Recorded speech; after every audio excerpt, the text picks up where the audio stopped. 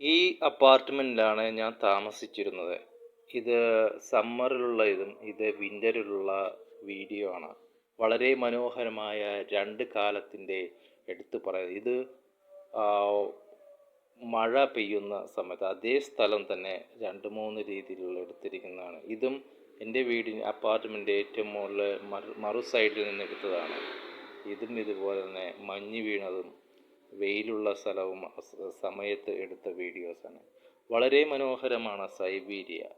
അവിടെ റഷ്യയുടെ യൂറോപ്യൻ പാർട്ടും റഷ്യയുടെ സൈബീരിയൻ പാർട്ട് എന്ന് 2 പാർട്ടുണ്ട്. അതിൽ ഞാൻ താമസിച്ച സ്ഥലം ആണ് സൈബീരിയൻ പാർട്ട്. അവിടെ -30°C വിൻ്ററിലും. വെള്ളപ്പട്ട് വിരിച്ച പരവതാനി പോലെ മഞ്ഞ് മൂടിക്കിടക്കുന്ന ഒരു പ്രദേശമാണ് ഇത്. അതേപോലെ തന്നെ സമ്മറിലെ കാലാവസ്ഥയാണ്. +30 അവിടുത്തെ സമ്മറിലെ, -30 അവിടുത്തെ വിൻ്ററിലെ ടെമ്പറേച്ചർ. ഇത് ഒരു വളരെ എക്സ്ട്രീമായിട്ടുള്ള ക്ലൈമറ്റുള്ള ഒരു സ്ഥലമാണ് സൈബീരിയ എന്ന് പറയുന്നത്. ഇവിടെ അതിമനോഹരമായ സ്ഥലങ്ങളാണ് എല്ലായിടത്തും. പിന്നെ എടുത്തു പറയേണ്ടത് മഞ്ഞിൻ്റെ ആൾക്കാർ വളരെ കുറവാണ്. സ്ട്രീറ്റിലൂടെ നടക്കുന്ന ആൾക്കാർ വളരെ കുറവാണ് മഞ്ഞുകാലങ്ങളിൽ. അല്ലാത്ത കാലങ്ങളിലൊക്കെ ഒരുപാടുണ്ട്. ഇത് അവിടുത്തെ സിറ്റി സെൻറ്ററാണ്. നോക്കിയാൽ കാണാം അവിടെയും ഒരുപാട് ആളുകൾ, വളരെ കുറഞ്ഞ ആളുകളാണ് നടന്നു പോകുന്നത് തന്നെ. കാരണം എക്സ്ട്രീം ടെമ്പറേച്ചറിൽ അവിടെ ജീവിക്കുക തന്നെ ഭയങ്കര ഒരു പാടായിരിക്കും. പ്രത്യേകിച്ച് ഞാൻ ഇന്ത്യയിൽ നിന്നെത്തുമ്പോൾ നമുക്ക് ഇവിടെയും അവിടുത്തെയുമുള്ള ഒരു ടെമ്പറേച്ചർ വേരിയേഷൻ ഡിഫറൻസ് ഭയങ്കരമായിട്ട് അനുഭവിക്കാൻ പറ്റും. ഞാൻ പക്ഷേ 8 വർഷമായിട്ട് അവിടെ ഉള്ളത് കൊണ്ട് എനിക്കതൊരു വലിയ കുഴപ്പമില്ലാതെ പോകുന്നു. പക്ഷേ മറ്റുള്ളവർക്കത് ഒരു പ്രശ്നമായിട്ട് തന്നെയാണ് അവിടെ. അതിമനോഹരമാണ് ഇത്. ന്യൂ ഇയർ അടുക്കാൻ ഉള്ള സമയമാണ്. അപ്പോൾ അവരുടെ ഐസുകൾ തീർത്ത ചില രൂപങ്ങൾ എല്ലാം കൊത്തിവെച്ചിരിക്കുന്നത് കാണാം. വളരെ വളരെ മനോഹരമായിട്ടുള്ള ചെയ്തിരിക്കുന്നത്. ഈ ഒരു സൗണ്ട് കേട്ടില്ലേ? ഇത് മനോഹരമായ ഒരു ശബ്ദമാണ്. നമ്മൾ മഞ്ഞിലൂടെ നടക്കുമ്പോൾ ഉണ്ടാകുന്ന ഒരുതരം അനുഭൂതി. ഈ ഒരു സൗണ്ട് നമ്മൾ ഏത് ഭാഗത്തുകൂടി നടക്കുമ്പോഴും കേൾക്കാൻ പറ്റും. ഇതൊരു യൂണിവേഴ്സിറ്റിയുടെ അടുത്തുള്ള ഒരു സ്ഥലത്തുകൂടി നടക്കുന്നതാണ്. അവിടെ ആകെ മൊത്തം മഞ്ഞാണ്.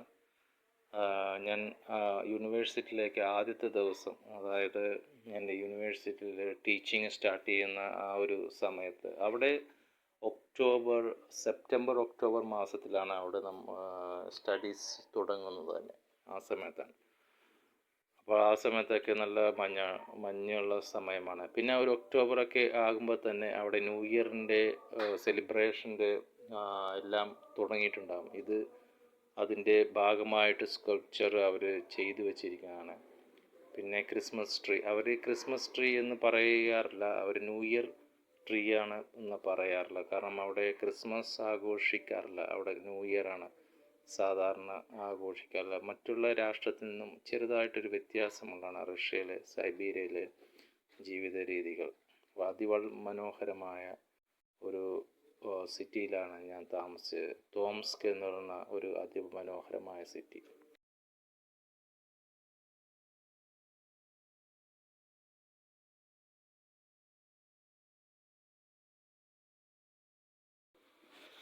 ഇത് വളരെ പ്രത്യേകതരമായിട്ടുള്ള ഒരു സ്വിമ്മിങ് രീതിയാണ് അവിടുത്തെ. നമ്മൾ സാധാരണ കായലുകളിലോ കടലുകളിലോ നീന്തുന്ന പോലെയല്ല. അവർ നീന്തുന്നത് -30°C ഉള്ള സമയത്താണ്. ഇത് പക്ഷേ സാധാരണ ഇതൊരു ട്രെയിനിങ് ആണ്. കാരണം ഇപ്പോൾ ചൂടുള്ള സമയത്ത് അവർ സ്വിമ്മിങ് ട്രെയിൻ ചെയ്തിട്ട് അവർ എല്ലാ ദിവസവും അല്ലെങ്കിൽ ഒരു ആഴ്ച ഓരോ ദിവസവും സ്വിമ്മ് ചെയ്തിട്ട് അവർ ട്രെയിൻ ചെയ്യുന്നതാണ് ഈ കാണുന്നത്. അപ്പോൾ ഓരോ ദിവസവും അത് നമ്മൾ ടെമ്പറേച്ചർ കുറഞ്ഞു വരുമ്പോൾ അവരുടെ ബോഡി അറിയാതെ തന്നെ അതിലൊരു ഇതായി മാറുന്നു. അതുകൊണ്ടാണ് അവർ ഈ സമയങ്ങളിൽ തന്നെ എല്ലാ ആഴ്ചയിലും ഞായറാഴ്ചയോ ശനിയാഴ്ചയോ അവർ നീന്തുകയും അവർ എക്സ്പീരിയൻസ്ഡ് ആവുകയും ചെയ്യുന്നു. അത് +30 തൊട്ട് -30 വരെ എത്തുന്നത് നമ്മുടെ ബോഡി അറിയാതെ തന്നെ അതിൽ യൂസ്ഡ് ആവുകയും ചെയ്യുന്നു. അതിന് വിൻ്റർ സ്വിമ്മിങ് എന്നാണ് ആ സ്പോർട്സിന് പറയുന്നത്. ആ വിൻ്റർ സ്വിമ്മിങ് എന്ന് പറയുന്നത് തന്നെ ഞാൻ ചെയ്തത് വിൻ്റർ സ്വിം ചെയ്ത് -38 °C ഞാൻ സ്വിം ചെയ്തത്. ഈ ഫോട്ടോയിൽ കാണുന്ന ഞാൻ -38 °C അവിടെ ഐസ് ഹോളിൽ ഡിപ്പ് ചെയ്തത്. ഇത് ഒരു വിൻ്റർ സ്വിമ്മിങ് കോമ്പറ്റീഷൻ പോലെ. ഇത് ഞാൻ ഫോട്ടോ എടുത്തതാണ്. -38